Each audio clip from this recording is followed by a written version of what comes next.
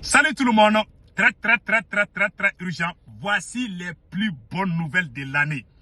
Depuis le Burkina Faso, la France, la Côte d'Ivoire, le Tchad, mes frères et sœurs, et le Congo RDC, la première nouvelle qu'on vient de recevoir au Congo RDC, nous venons d'apprendre que la plainte, le Congo RDC avait déposé la plainte contre la France et Belgique concernant les vols des minéraux. Les minéraux qu'on fabrique avec iPhone là. Donc, Apple là, comme on appelle là, et l'usine de Apple qui se trouve en France et en Belgique, était en train de voler les minéraux dans l'est du Congo et au Rwanda. Donc, ils ont dit qu'ils ont cessé. Ça, c'est écrit. Apple annonce avoir stoppé son approvisionnement en minéraux 3T au Rwanda et à RDC. Ça, c'est une grande victoire pour les peuples congolais. La deuxième bonne nouvelle, c'est au Burkina Faso.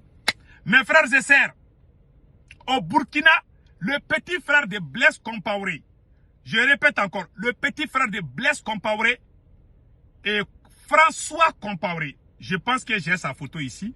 François Compaoré est actuellement bloqué en Côte d'Ivoire à Abidjan. Le petit frère de Blaise Compaoré, après la libération des 4 espions français détenus au Burkina Faso, aujourd'hui, on vient d'apprendre, selon nos radars, que le petit frère François Compaoré de Blaise Compaoré est bloqué à Abidjan, que son visa a été annulé. On ne sait pas pourquoi. C'est ce qu'on vient d'apprendre.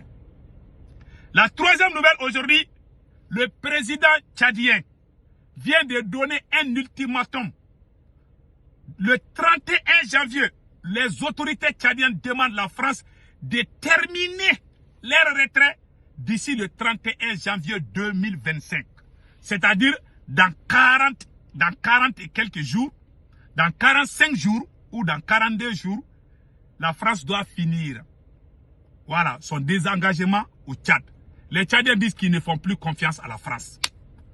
Quatrième nouvelle, nous venons d'apprendre sur la chaîne LCI, c'est une question. Ils ont appris, il paraît qu'ils ont appris, selon la chaîne LCI de la France, que les soldats ukrainiens que la France entraînait en France ont tous fui. D'autres disent que c'est faux, d'autres disent que c'est vrai. Donc il y a une discussion. Que les soldats ukrainiens là, que la France était en train d'entraîner là, qu'ils ont tous fui. Après on va discuter de ça. Donc, voilà les nouvelles d'aujourd'hui, mes frères et sœurs. Allons-y avec la première nouvelle. Il y a une grande surprise au Congo RDC. Une grande victoire pour le peuple congolais. Apple annonce avoir stoppé son approvisionnement en minerais 3T au Rwanda et en RDC. Qu'est-ce que cela veut dire? Les Apple, comme on appelle la compagnie Apple qui fabrique les iPhones et les iPads, les consoles là. Donc, ils volaient les minéraux au Congo RDC.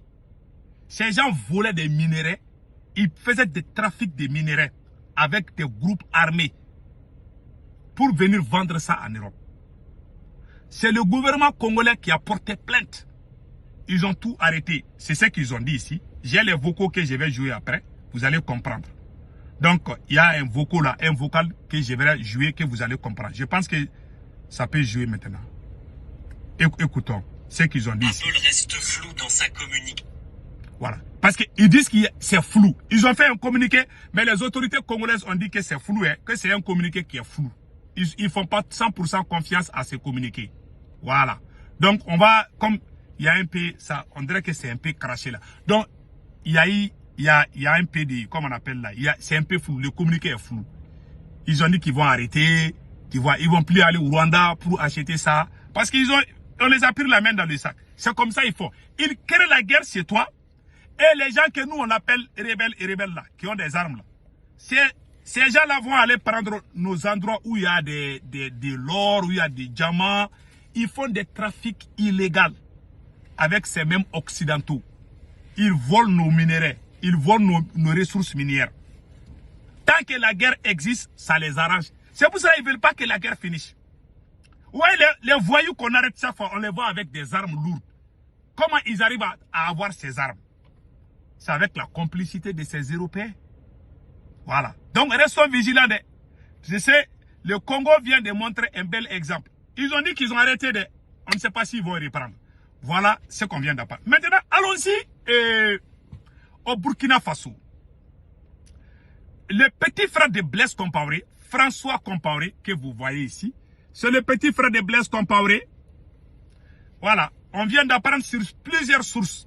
Voilà. Il y a plusieurs sources qui expliquent ça. Hein. Je vais lire tout de suite. Quand la karma rattrape, nos radars ont repéré récemment François Compaoré, le frère de l'ex-président Blaise Compaoré, qui s'est rendu en Côte d'Ivoire pour voir son frère gravement malade. Cependant, son visa a été annulé par la France, malgré plusieurs tentatives pour réactiver son visa. Il n'a obtenu aucune réponse favorable. Il est désormais bloqué en Côte d'Ivoire sans solution. Alors qu'il était basé en France. Il a quitté en France pour venir rendre visite à Blaise Compaoré. Aujourd'hui, il est bloqué. Il est carrément bloqué. Ah. Il convient de rappeler qu'un scénario similaire s'est produit avec Blaise Compaoré qui avait aussi sollicité un visa pour se rendre en France afin de revoir des soins médicaux. Mais sa demande a été refusée. Ces deux événements mettent en lumière une réalité cruelle. La France semble ne préserver ses relations que tant qu'elles sont profitables à ses intérêts. La France, en effet, n'entre en partenariat qu'avec ceux qui servent ses objectifs économiques et géopolitiques. Tant que vous êtes en mesure de faire prospérer leurs affaires, vous êtes leurs amis. Mais dès que cela change, vous êtes facilement laissé de côté, comme un carton vide. Il n'y a pas d'amitié. Ils n'ont pas... Vous avez vu ce que la France a fait à nos parents, les tirailleurs sénégalais. Nos parents qui sont allés aider la France pendant la Deuxième Guerre mondiale. À l'aller-retour, on les a massacrés à Tcharoy. Vous avez entendu cette histoire? C'est une leçon que nous devons tirer, nous qui sommes de la nouvelle génération. Voilà. Comme le dit l'un de leurs slogans, la France n'a pas d'amis, elle n'a que des intérêts. Ces principes résument bien la politique étrangère française qui bien souvent se résume à des alliances intéressées et opportunistes. Aujourd'hui, François Compaoré, petit frère de Blaise Compaoré, reste bloqué en Côte d'Ivoire et Blaise Compaoré attend toujours une solution pour ses soins. Cela nous rappelle que parfois les relations internationales reposent moins sur l'amitié que la rentabilité. Allah Akbar. Mes frères et sœurs, vous avez tous entendu? Le petit frère de Blaise Compaoré, c'est le même Blaise Compaoré qui volait l'argent du contribuable burkinabé pour les mettre à l'intérieur des tam-tams qu'on appelle djembé. Et puis aller donner ça au dirigeant français, Jacques Chirac. Il volait l'argent au trésor et burkinabé pour aller donner ça à la France, au président français. Je vous dis, tous les Africains qui ont la conscience, le cas de nos grands-pères doivent nous donner l'éveil de conscience. Nos grands-pères, les tirailleurs sénégalais, sont allés sauver la France pendant la Deuxième Guerre mondiale. Quand ils étaient en train de retourner en Afrique, on devait leur donner de l'argent pour qu'ils s'occupent de leur famille. Non seulement ils ont demandé leur argent, la France ne l'a pas aimé, les gendarmes français les ont mis les uns contre les autres et puis commencé à les arroger par les balles. Ça s'est passé au Sénégal. Si je ne me trompe pas, le 1er décembre, je ne sais pas, 1944 ou 45. Après la victoire de la Deuxième Guerre mondiale. Cette France est ingrate. C'est pour cela que quand je vois des Maliens dire qu'on va aller chercher l'électricité en Côte d'Ivoire, alors que l'électricité en Côte d'Ivoire c'est pour la France. Si toi ta survie dépend de la France, je vous jure que tu vas piquer crise cardiaque. Si tu as diabète, Ou si tu as les tensions, là, les hypertensions ou quoi là, il ne faut pas trop te coller à la France. La déception là, tu vas mourir de déception. Parce que la France, je n'ai jamais vu un être humain plus méchant que ces gens-là. Ils sont ingrats. Ils sont méchants. Très méchants. Je parle des dirigeants français. Je ne parle pas des peuples. Les citoyens français sont bons. La technique, c'est-à-dire que la stratégie, l'idéologie, les concepts des dirigeants français ont toujours été les mêmes. Depuis le début de la colonisation jusqu'à nos jours. Ils sont tous les mêmes. Peut-être l'autre vaut mieux un peu que l'autre. Mais quand ils viennent aux affaires là, tu vas jurer que la personne qui parle là, c'est pas lui, c'est pas elle. On dirait on leur donne médicaments dans les Champs-Élysées là, je ne sais pas. Ils deviennent méchants. Et très impolis. Pas tout le monde. Hein. Certains sont un peu mieux. Au moins Jacques Chirac a reconnu les faits avant sa mort. Ces gens sont... Vous avez vu ce qu'ils ont fait au petit frère de Blaise Compaoré? On a aussi appris 4 espions français libérés. Visa pour François Compaoré est coupé. Voilà, visa est refusé à François Compaoré.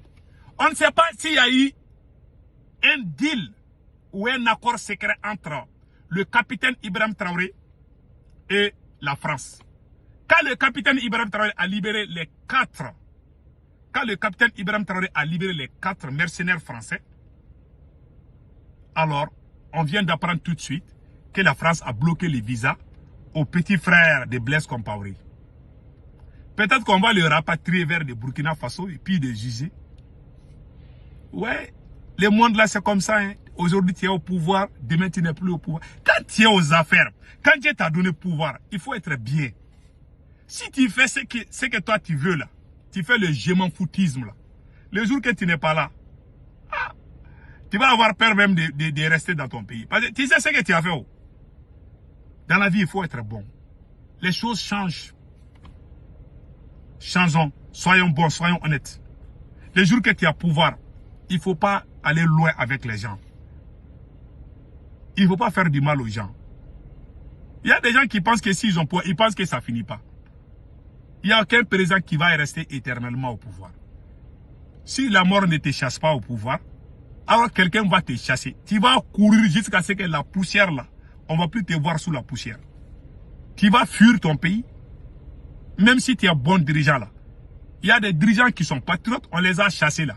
On les a chassés comme les moutons, ils ont fui. Comme les vaches. Ils ont fui. Donc quand tu es au pouvoir, tu es bon. Même si on t'enlève, les gens seront fiers de toi. Les gens qui vont te trahir là. On a vu Blaise Compaoré a trahi Thomas Sankara. Il a mal fini. Blaise Compaoré a éliminé, il n'a pas chassé, je m'excuse. Blaise Compaoré a éliminé, je m'excuse. Blaise Compaoré a éliminé son intime ami Thomas Sankara pour faire plaisir à la France. Aujourd'hui, il est bloqué en Côte d'Ivoire. Aujourd'hui, quand je vois Blaise aujourd'hui, j'ai pitié de lui. Je vous jure. Même si moi, je suis président du Burkina là, et que je vois Blaise, je ne peux pas l'arrêter. Voilà, je ne peux pas. Façon dont je vois le monsieur là, c'est un nom fini. Ça fait pitié. Mais le jour que lui, il tue Sankara là, il n'a pas pensé qu'il allait être comme ça ce jour. Tous les hommes méchants là, les tricheurs, les menteurs, ils vont tous finir comme ça. Si Dieu t'a donné le pouvoir, il faut être bon. Il ne faut pas tricher. Moi, je n'aime pas les gens malhonnêtes. Blaise il a tué tellement de Burkinabés. Je vous jure, et il y a eu certains militaires qui avaient fait je ne sais pas, des protestations et moments. Il a tué un bataillon tout d'un coup. Blaise t'élimine tout d'un coup. Il a passé tout son temps à éliminer les gens. Blaise Compaoré a passé tout son temps à déstabiliser les pays voisins. Les gens qui ont déstabilisé le Mali, ils dormaient au Burkina Faso avec Blaise Compaoré. Aujourd'hui, il n'est plus au pouvoir. Voilà. C'est lui, c'est Blaise qui a mis Burkina dans les problèmes là. Parce que lui, il a reçu les mêmes bandits là. Quand Kaboré les a chassés, ils se sont retournés contre le Burkina. Dans la ville, il ne faut pas être mauvais. Il ne faut pas trahir ton pays. Il faut être comme capitaine Ibrahim Traoré. Mon idole. Donc vous avez vu aujourd'hui, le petit frère, il a fui. Voilà. Le petit frère a fui. Donc, on termine ça avec le Tchad vient de donner un ultimatum de 45 jours à la France de quitter définitivement le Tchad. Nous disons bravo au président tchadien. Si la France reste au Tchad là, ils vont préparer coup d'État contre le président Mahaman Kaka Déby. Ça c'est clair. Ils vont préparer coup d'État au Tchad. Donc le président tchadien a bien fait de pousser la France à la sortie le plus vite possible. Si la France reste 2 mois ou 3 mois là, ils vont créer coup d'État là-bas. Donc, je suis très fier de ce que le président tchadien vient de prendre comme décision. J'ai aussi appris qu'il y a à peu près une centaine de soldats français qui viennent de quitter le Tchad. Que Dieu protège les peuples tchadiens. Et je conseille les peuples tchadiens de soutenir les autorités tchadiennes. C'est dans les besoins qu'on connaît ses vrais amis. Le président tchadien doit être soutenu par tous les Tchadiens. J'aimerais que les Tchadiens entendent ces messages. Envoyez-moi ces messages aux Tchadiens. S'il vous plaît, restez derrière votre président. Mahaman Kaka Déby vient de faire quelque chose dans l'histoire du Tchad que personne n'a osé faire. Même si ça s'est passé, ça n'a pas été comme son cas. Donc, pour que le Tchad soit pour le peuple tchadien, pour que toutes les ressources du Tchad appartiennent au peuple tchadien, il faut que les Tchadiens soutiennent le président Mahaman Kaka Déby. Les querelles internes, il faut les oublier. C'est le moment de se donner la main. La France est partie. Le président a pris le risque de chasser la France parce que le président compte sur vous. Si vous voyez que beaucoup de pays africains n'ont pas eu leur indépendance 100%, parce que quand les dirigeants chassent, quand les dirigeants veulent donner l'indépendance totale, la France se cache derrière les peuples pour les remettre contre les mêmes dirigeants. On a vu ces cas-là dans plusieurs pays. Donc, chers peuples tchadiens, soyons comme les peuples de l'AES. Nous, les peuples de l'AES, on soutient nos autorités jusqu'au bout. Nous aimerions que les Tchadiens fassent la même chose. Si le Tchad appartient au peuple tchadien, je vous jure, ce pays sera doux comme New York. Les Tchadiens vont vraiment être à l'aise. Donc, que Dieu bénisse l'AES, que Dieu bénisse le Tchad. Et je suis très content. Mais il y a une chose que j'ai vue là. J'ai vu que capitaine a libéré les 4, capitaine Ibrahim Traoré a libéré les 4 mercenaires, les 4 mercenaires français. Capitaine, la prochaine fois quand vous attrapez les Français là, on veut voir leur visage.